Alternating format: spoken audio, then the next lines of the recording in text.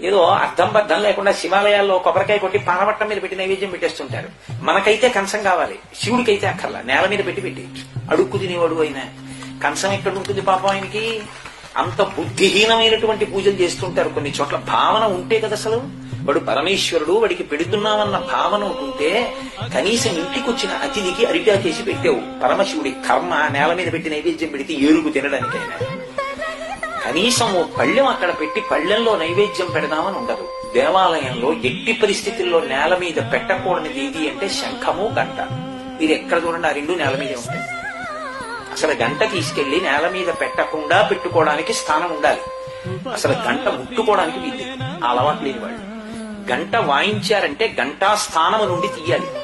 అందుకే ఘంటాపాణి అని గంట కొట్టడానికి ప్రత్యేకమైనటువంటి శిక్షణ ఉంటుంది. వాటిని ఎప్పుడు వేలాడదీసి ఉంటాయి, వాటిని కొడతారు తప్ప గంట తీసుకెళ్లి నేల మీద, శంఖం తీసుకెళ్లి నేల మీద పెట్టకూడదు.